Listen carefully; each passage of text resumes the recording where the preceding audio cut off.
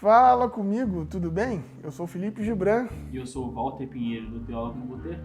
e esse é o RP TV. Os africanos foram amaldiçoados?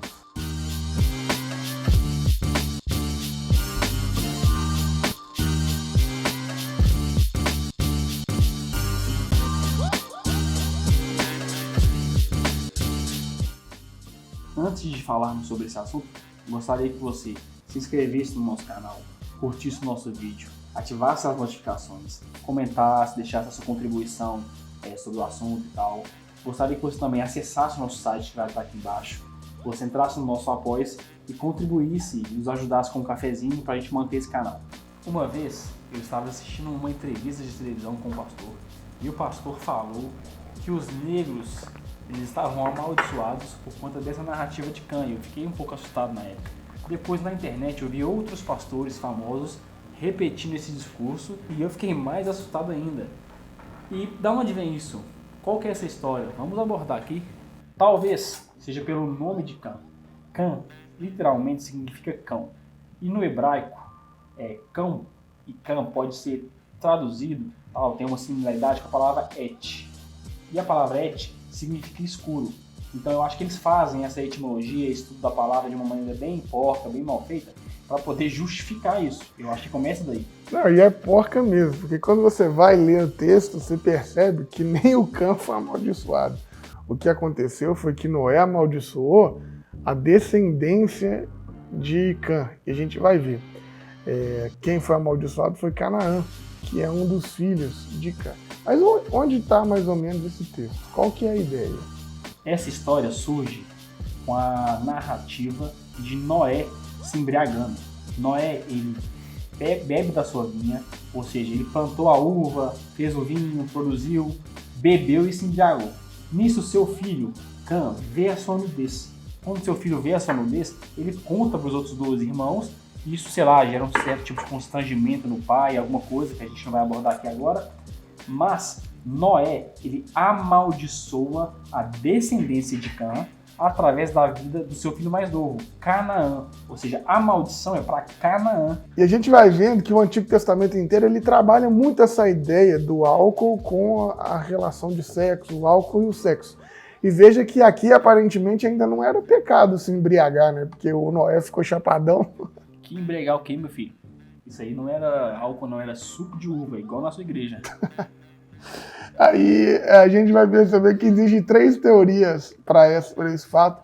Há aqueles que vão dizer que quando o texto diz que Cã viu ou conheceu a nudez do seu pai, é só ver mesmo. Ele viu, zombou, fez uma piadinha do pai chapado e pelado, e aí os outros irmãos viram aquilo, foram de costas, cobriram o Noé, né? Uma questão de respeito. Há aqueles que vão dizer que, na verdade, não, que esse termo, né, essa ideia de conheceu a nudez, é a mesma, ou conheceu, viu lá ele pelado, é o mesmo termo utilizado para quando Adão conheceu Eva e tal. Então eles vão dizer que o Cã, na verdade, ele violentou, ele estuprou o pai dele, né? Há essa corrente. E há ainda uma outra corrente que vai estar lá ligado com o Levítico 18, que vai dizer, na verdade, que essa ideia do conhecer a nudez do pai era a ideia de que o Cã teria transado com a mãe dele.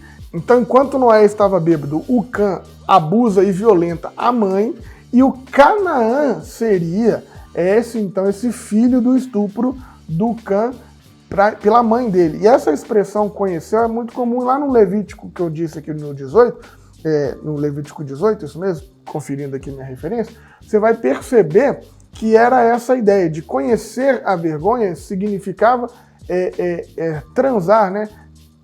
Ter essa relação sexual. Você conhecia a vergonha de Noé transando com a mulher de Noé. De todo jeito, o que a gente vai perceber é que existe a maldição de Noé para alguém. No caso, para o Canaã. Então, o Noé amaldiçoou alguém. E aí veja que curioso. Mesmo que essa maldição fosse verdade, que esse negócio, poxa vida, amaldiçoou, uma coisa irremediável, você vai perceber que pela própria lei do Antigo Testamento, essa maldição ela teria validade por 3, por 4 gerações. O que na verdade está denunciando aqui é uma ideia daquela cultura, daquele tempo, de que os pais poderiam abençoar ou amaldiçoar os filhos. Então é isso que está dizendo aqui. A maldição de Noé não é uma maldição eterna, né? Ela, se fosse essa ideia da maldição, seria 3 ou 4 gerações. Mas nós estamos falando de alguém dizendo que ele pode prosperar ou não o filho dele. Muito comum, você vai perceber isso, por exemplo, na ideia do Abraão. O Abraão, todo mundo fala, é o pai da fé, aquela coisa, mas é um pai abortivo. É um pai que jogou o seu filho para a morte. Quando ele fala com Ismael, para o Ismael ir embora e manda o Ismael para o deserto, que ele tira o Ismael do clã, né? O Ismael e a sua mãe, a negra Agar, eles são lançados para fora do clã de Abraão. O que na verdade está acontecendo ali é justamente essa maldição como a de Noé. Olha, nós estamos lançando o nosso filho para a morte. Então essa ideia de que o pai, a família, o patriarca pode manter a condição de existência ou não. Então a gente pode perceber que essa maldição aqui que a gente está tratando é mais uma questão do pai ser um sacerdote, ser um legislador naquele tempo nômade, antigo e tal. Mas se a gente espiritualizar o texto, como muitas pessoas gostam de fazer, de falar daquela maldição do ambiente espiritual e tal, nem teria validade nesse aspecto. Por quê? Lá na redação do povo do Êxodo entrando para a Terra Prometida, os descendentes de Canaã, que são os cananeus, eles são todos mortos por Josué. Josué e o pessoal que está saindo do Êxodo, dos hebreus, eles vão invadem aquela terra, conseguem vencer os seus inimigos e matam todos os cananeus. Ou seja, se fosse uma maldição espiritual, que passasse de 3 gerações e tal, teria acabado ali. Ou seja, há muitos anos atrás, há milhares de anos atrás, a gente nem teria nada de maldição. Ou seja, não justifica essa maldição. E mesmo que ela for justificada, mano, tem um rolê que é o seguinte, para fazer essa explicação porca, os caras colocam Noé maior do que Jesus. Porque se a maldição fosse verdade, vamos supor, Noé amaldiçoou todos os cananeus, beleza, e deles vieram os povos africanos. Se em Jesus, se não há condenação para aqueles que estão em Cristo, né? Se Jesus vem e ele destrói todas essas maldições que estavam antes da vida, porque Jesus, ele de fato liberta todo ser humano da sua condição, né, de prisioneiro, da sua condição anterior, Noé é maior do que Jesus. Porque há 2000 anos atrás Jesus morreu e libertou todos os homens, mas a maldição de Noé sobre os africanos se mantém. Veja que loucura, que não faz o menor sentido a ideia de Cã ter sido amaldiçoado e, por conta disso, os africanos serem amaldiçoados por serem descendentes de Cã. Ou seja, continuar nessa leitura literalista e forçada, eu usei a palavra literalista para ser muito bonzinho aqui, uma leitura desonesta, isso é um racismo. Eu peço que o espírito antirracista de Deus, o Espírito Santo, faça com que você tenha vergonha e não leia mais o texto dessa ótica, porque ele legitima, inclusive, a violência com as pessoas que são africanas. E uma coisa para a gente fechar que a gente tem que pensar é que essa ideia, inclusive os textos foram escritos quando o povo já estava na Terra Prometida. Depois que eles saíram do Egito, é que se escreveram esses textos. E aí, então, existe esse registro dessa maldição dos cananeus, né? Dessa maldição das descendências de Cã, porque foi justamente a esse povo que os israelitas foram hostis, a esse povo que os israelitas invadiram a terra e, como o Walter falou, né, a mando de Josué, mataram todos eles. Então nós estamos falando de um texto que ele foi escrito posterior de um fato sanguíneo e sanguinário feito pelos israelenses. E aí, como tudo na história da humanidade, nós precisamos de uma argumentação religiosa para justificar as atrocidades que a gente faz. Como Hitler teve, como o governo Bolsonaro teve, como os escravagistas têm, de dizer, não, fulano de tal é amaldiçoado, ele é uma classe inferior de ser humano. Então, por isso, o peso da espada é menor nele. Então, por isso, a espada, o sangue dele não se cobra tanto. Então, a gente tem que pensar se é honesto de fato essa leitura e se é honesto de fato, inclusive, a narrativa. Porque quando a gente coloca essa narrativa num plano histórico, como eu estou dizendo para vocês, vocês percebem que não é assim, é tão a ferro e fogo essa ideia da maldição de Canaã.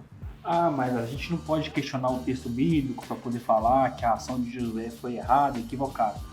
O que Josué está narrando ali é como se fosse o que a Igreja Católica fez com os africanos, legitimando com que a coroa portuguesa e a coroa espanhola pegasse os negros, sequestrasse eles, levasse eles para um trabalho escravo e forçado aqui no Brasil e nas colônias, e tá tudo de boa. Por quê? Porque eles são amaldiçoados. Ou seja, crer é pensar, como diria John Stott. Pense esse texto.